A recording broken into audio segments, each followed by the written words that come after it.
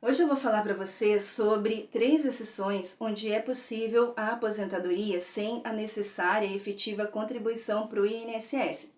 Mas atenção, gente, o que eu vou falar para vocês aqui é a exceção da exceção da exceção, porque a regra é que haja a necessária contribuição aí ao longo de um tempo mínimo para se conseguir a aposentadoria aqui no Brasil. Então vamos lá. A primeira exceção existente na lei é a do trabalhador rural, da aposentadoria rural, do segurado especial. O segurado especial, eu já tenho alguns vídeos aqui falando sobre ele, sobre as aposentadorias rurais. Em geral, eu sempre cito o segurado especial. Ele é aquele que tem uma pequena propriedade e que ele trabalha nessa propriedade, seja sozinho ou em regime de economia familiar, e produz para sua própria subsistência. Aí, nesse caso, é necessário apenas haver a comprovação deste tempo de trabalho mínimo. E também a idade, que são 60 anos para o homem e 55 anos para a mulher. É uma aposentadoria mais cedo por ser um trabalho rural.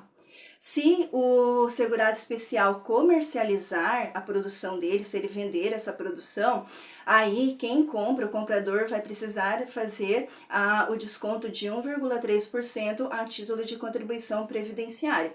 Mas se não há a venda dessa produção, ok, é preciso apenas comprovar o tempo de trabalho.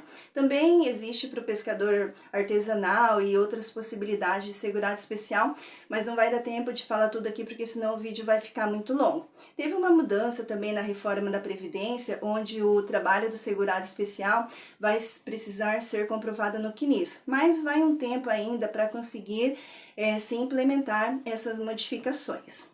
A segunda e a terceira exceções são coisas que ninguém quer que aconteça consigo, mas se acontecer, é possível conseguir aposentadoria sem ter contribuído.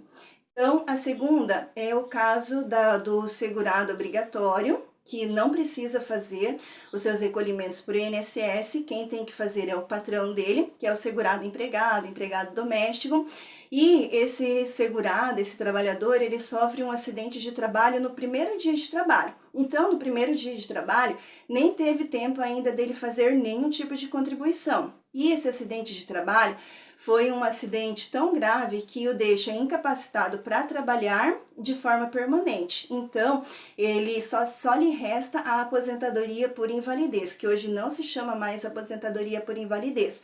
Hoje ela se chama aposentadoria por incapacidade permanente. Então, é algo que ninguém quer que aconteça. Mas se acontecer, se você sofrer esse acidente de trabalho aí no seu primeiro dia de trabalho, sem ter feito nenhuma contribuição, você já poderá conseguir a aposentadoria por incapacidade permanente. E a terceira exceção, como eu já disse antes, também é uma coisa que ninguém quer que aconteça, que é a daquele trabalhador também, que é um segurado empregado ou alguém que não precisa fazer o recolhimento para o INSS, que é o patrão quem faz, e ele sofreu um acidente, não um acidente de trabalho, mas digamos um acidente de qualquer natureza. Então, por exemplo, a pessoa foi contratada para trabalhar numa empresa e ali no primeiro dia ela trabalhou, saiu dali, tá indo para casa e sofreu um acidente qualquer ali, um acidente de trânsito, ou no final de semana sofreu um acidente e ela não fechou o mês, ainda não contribuiu.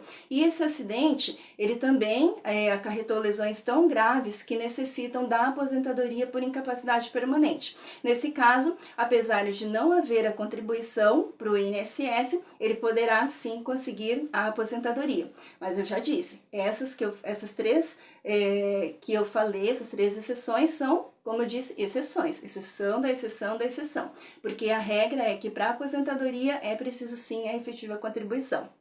Se essa informação foi importante para você, curta, compartilhe e me siga aqui para saber várias novidades sobre aposentadorias e benefícios do INSS.